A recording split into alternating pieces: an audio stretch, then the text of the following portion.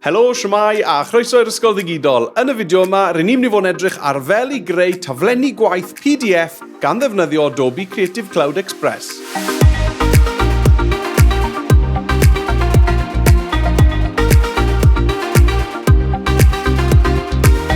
Fy hoff beth i wneud fan hyn yn yr ysgol ddigidol yw creu adnoddau i'r disgyblion, ond mae'r fideo yma yn arbennig ar gyfer chi'r athrawon mwyn eich helpu chi i greu adnoddau a thaflenni gwaith yn benodol ar gyfer eich disgyblion chi. Nawr, yn y fideo yma, ni'n mynd i fod yn edrych ar fel i ddefnyddio CCEXpress i greu taflen waith PDF. Ac yna, hwyrach mlaen, byddwn ni hefyd yn edrych ar fel i ddefnyddio a mewnforio'r daflen waith PDF na i fewn i J2 PDF yn Just Too Easy trwy hwb mwyn i'ch disgyblion chi allu defnyddio y daflen waith na hefyd yn ddigidol. Reit te, dewch i ni neidio mewn gyntaf i greu y daflen waith. Mewn gofnodwch chi hwb fel arfer, sgrolwch lawr ac agorwch ap Adobe CCEXpress. Ar dudalen cartref CCEXpress, cliciwch ar y botwm plus i greu prosiect newydd a cliciwch ar graffeg maint personol. O'r ddewislen nesaf, dewiswch ar graffu ac yna maint A4 ac yna cliciwch ar y botwm sy'n dweud nesaf. Ar y chwith fe welwch chi bod y panel templedi ar agor yn barod. Chwiliwch fan hyn am worksheets. Fe welwch chi llwyth o templedi ar gyfer taflenni gwaith yn ymddangos. Ac os ych chi moyn gweld hyd yn oed fwy o'r math yna o daflen gwaith, allwch chi glicio ar gweld y cyfan i weld hyd yn oed ragor o ddewisiadau. Cliciwch ar dempled ych chi eisiau defnyddio, a bydd y templed na'n llwytho i'w olygu. Nawr fel arfer, allwn ni glicio ar y testyn ar y top, allwn ni newid hwn gan glicio ddwywaith a theipio testyn newydd. Enwch y prosiect gan glicio fan hyn. Ac yna i'w lawrlwytho, cliciwch ar y botwm sy'n dweud llwytho i lawr a dewiswch PDF. Cliciwch ar dechrau llwytho i lawr a bydd eich taflen PDF chi yn lawrlwytho i waelod ffenest Chrome. Nawr dyna gyd sydd â chi fan hyn yw eiconau gwahanol. Felly beth am i ni gael gwared yr eiconau yma?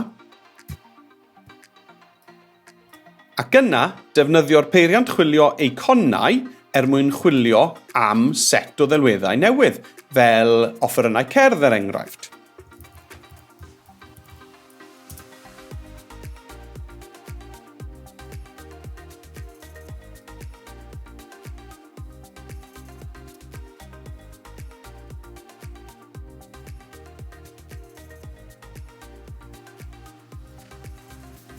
Newidiwch y teitl i rhywbeth addas. A beth am newid y cynllun lliwiau gan glicio ar lliwiau, sgrwlio i lawr a dewis cynllun lliwiau gwahanol a defnyddio'r botwm trefnu ar hap fan hyn mwyn cylchdroi y lliwiau o amgylch y ddogfen.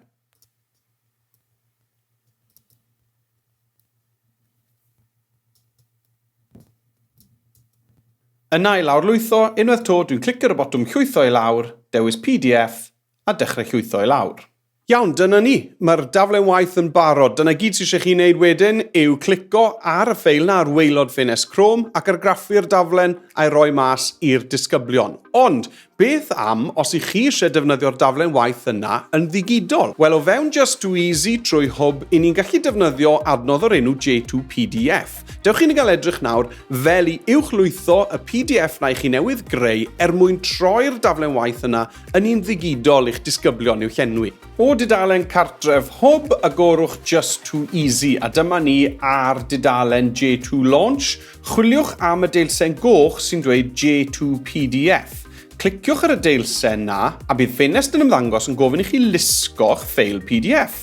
Ar waelod Chrome, llusgwch y ffeil PDF ni newydd lawrlwytho o CCEXpress a dyma ni mae'r daflen wedi agor o fewn J2E5. Nawr fel i chi'n gwybod, mae J2E5 ar gael i'r disgyblion, allwch chi rannu hwn gyda nhw trwy fy ffeiliau a gosod e fel ffeil i'r dosbarth. Ac yna mae'r disgyblion yn gallu just clicio ar y daflen, teipio i atebion, a pam nhw ar ben, maen nhw'n gallu arbed y daflen waith yna i fewn i'w fy ffeiliau nhw. A dyna ni ar gyfer y fideo ni am yr wythnos yma. Os hoffech chi gael taflen wybodaeth ar y newidiadau o Adobe Spark i Adobe CCEXpress, cliciwch ar y ddolen sydd o dan y fideo neu dilynwch yr URL ar waelod y sgrin nawr mwyn cael y PDF yna'n rhad ac am ddim. Gobeithio bod y fideo yma wedi bod yn ddefnyddiol i chi a cofiwch adael sylwad o dan y fideo am unrhyw beth arall licech chi weld yn y fideos sy'n dod yn y dyfodol. Diolch eto am eich amser a diolch am wylio. Welai chi tro nesaf.